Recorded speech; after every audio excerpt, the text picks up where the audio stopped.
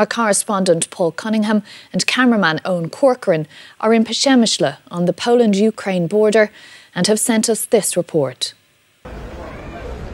Przemyśl is a place of constant motion, a station where people have escaped a war but often don't know what happens next.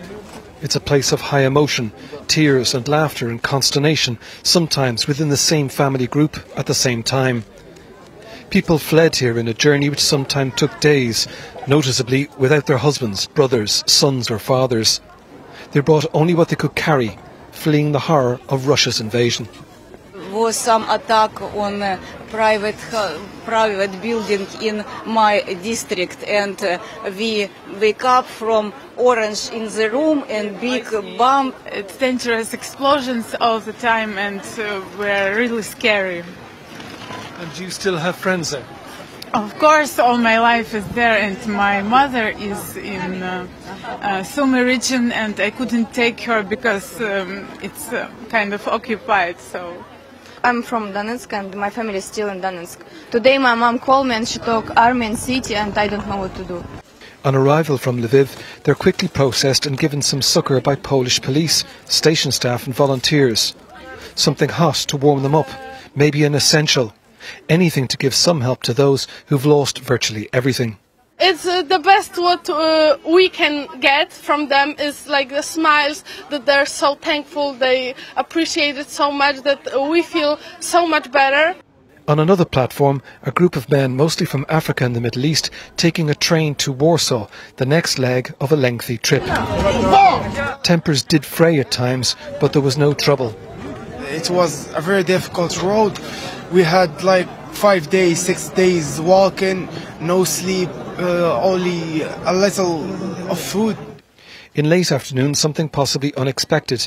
People entering the station to take the train back to Lviv in Ukraine. For the men who entered the station, those deemed of fighting age, it means only one thing: going to war. Well, Paul joins us now live from Przemyśl. Paul, can you describe the scene to us now that night has fallen? Well, you join us now. It's an hour later than Ireland. It's just after 7 o'clock. Temperatures around -2, -3 degrees. And just over my left shoulder, the latest arrivals are coming from Kharkiv in Ukraine into Poland. They're coming from different cities, from Kharkiv itself, from Lviv, they're coming from Kyiv. And yet they're saying the same thing, is that they don't see any differentiation between the Russian military's attacks on military and civilian. They're just saying all are being obliterated, and they're delighted to get out. When they do come here, they're walking down, and just to my left you can see that they're being greeted by volunteers who are providing some hot food, some hot drinks, anything that might be of some assistance. They've even got sort of toys for kids. They're also providing sort of toiletries. Some of those who are lucky are being collected by friends and family, and they're immediately being whisked away. The majority are heading over to the train station behind me, and one of the places, the destinations that they're hoping to get to is Warsaw, and from there to be able to travel right across Europe. I was talking to one couple, and their hope is that they're going to be able to travel on to Canada, where their children are. Here, it has to be said, in this particular train station, things are running very, very smoothly.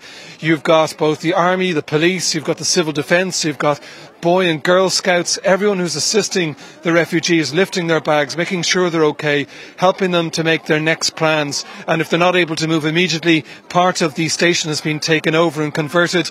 A supermarket has also been able to has been taken over so people can stay there and at least try and put some plan. Where it's more difficult is just 5 kilometres down the road. That's where the main actual border crossing is at, and that is clogged. And beyond that, you've got tailbacks of maybe 20, 30 kilometres. In the past number of days, you've got 300,000 people from Ukraine coming into Poland. The trains, the cars, they're still coming. Poland is doing everything it can to facilitate them, but the tide of human misery, it just continues to flow, Katrina. All right, Paul, thanks for that.